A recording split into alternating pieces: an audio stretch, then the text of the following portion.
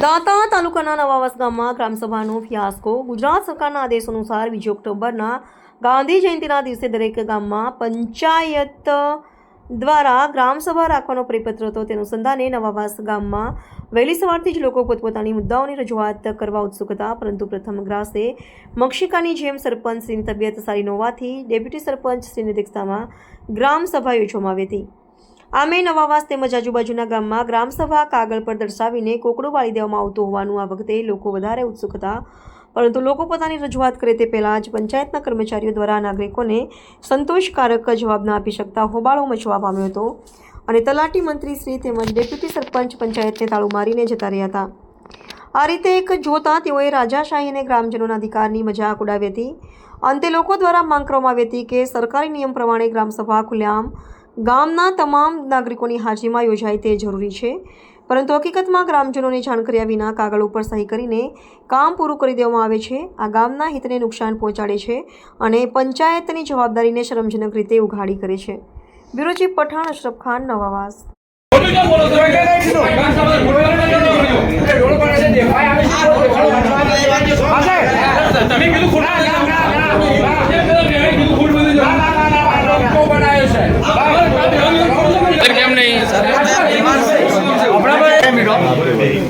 આપનું નામ શું? મારું નામ નાંદોલિયા મોહમ્મદ ઇદ્રીસ સરજીભાઈ. આપનો હોદ્દો કયો છે? ડેપ્યુટી સરપંચ શ્રી. બરોબર. તો સરપંચ સાહેબ કેમ હાજર નથી? સરપંચ સાહેબની તબિયત તંદુરસ્ત હોવાના કારણે મેં રજા મેકી છે અને ચાર્જ મને આપેલો છે. એવું તમે ઠરાવ બુકમાં લખેલું કે ચાર્જ આપેલો છે? ઠરાવ બુકમાં લખેલું છે એવું કે ચાર્જ તમને આપે એવું? ના હાલે લેટર હાલે ને લેટર આપ્યો છે. લેટર આપેલો. કઈ બાજુ લેટર મૂકો? લેટર આપેલો છે. આ લેટર હાલી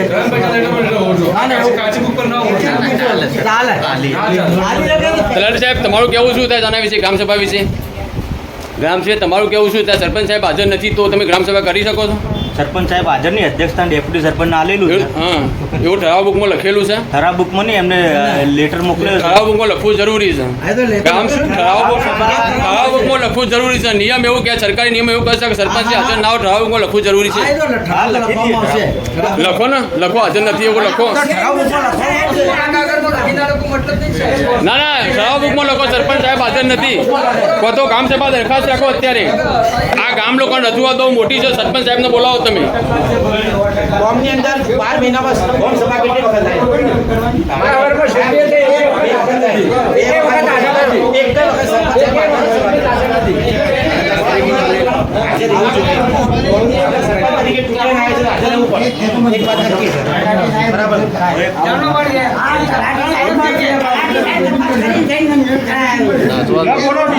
પ્રશ્ન બોલજો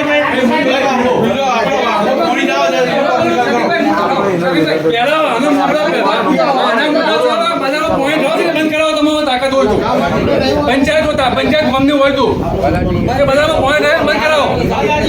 ગંદકી દૂર કરાવો. બીજું કોઈ ગંદકી ગામની પંચાયત કે એક નહીં પંચાયત પાવડા મેં મારા ટ્રેક્ટરથી મારું ખુદનું ટ્રેક્ટર લઈને મેં પાવડો મારા સરપંચને એટલું પણ નથી પૂછ્યું કે ભાઈ કેટલા પૈસા છે, કેટલી મજૂરી લેવાની. સરપંચ હોવા છતાં વાત કરી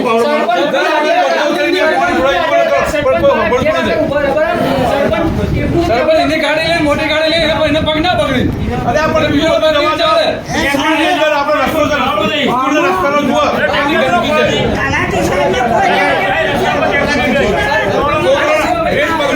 ના બોલવામાં આવે છોકરોને કપડો બગડી, ડ્રેસ બગડી છે, એટલું બધું પાણી ગળે છે પણ કોઈ નિકાલ લાવતા 10 વખત કીધું છે.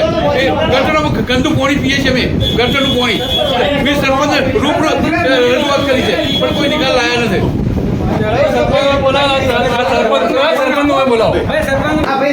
બોલો ભાઈ, તમારી રજૂઆત શું? બોલો.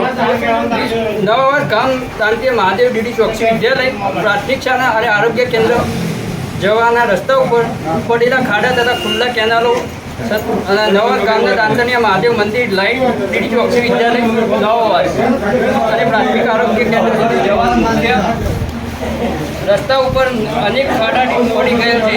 તેમજ આ રસ્તાની બાજુમાં ખુલ્લી કેનાલ આવે છે. આ રસ્તાનો ઉપયોગ દરરોજ વિદ્યાર્થીઓ, દર્દીઓ તથા ગામ સેવકો ગ્રામજનોને કરેલ છે.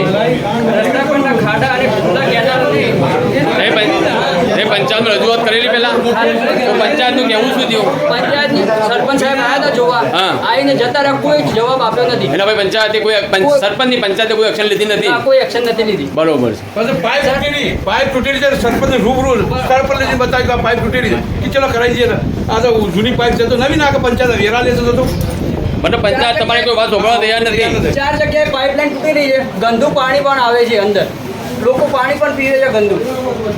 આપણા ઘર પાસે તમારું નામ શું બોલો ભાઈ ઇબ્રાહીમભાઈ પીરાભાઈ મલબરા. આપણા પાસે આપણા ઘર પાસે કબ્રસ્તાનની બાજુમાં ગટર ખુલ્લી છે. અત્યારે છોકરોય પડે છે, ઢોરે પડે છે. છેવટે હેરાન થાય છે. ગટર ખુલ્લી છે. આ ગટરનો મુદ્દો તો બહુ ચાલી રહ્યો અત્યારે પંચાયતમાં ખુલ્લી છે અને કબ્રસ્તાનમાં ચોમાસા દાડે બહુ તકલીફ પડે છે. હવે એવી લેખિતમાં આવ્યું હતું પંચાયત એક ગટર 40 વર્ષ જૂની છે એવું કંઈ છે એવું લખી નંબર 2 ડૉક્ટર સાહેબ તમારે બોલવામાં નહીં આવતું એમાં ના ના એ બરોબર છે તમારે બોલવામાં નહીં આવતું એમાં ડૉક્ટર સાહેબ તમારે બોલવામાં નહીં આવતું એમાં ભાઈ મારે નાગરિકોનું અપડવું જરૂરી છે પછી એ એમને કહીએ રે પછી એમને કહી હા પછી તમને મારે મને લઈ લેવા દો મારે જવાબ લઈ લેવા દો એમને નાગરિકોને જવાબ મને લઈ લેવા દો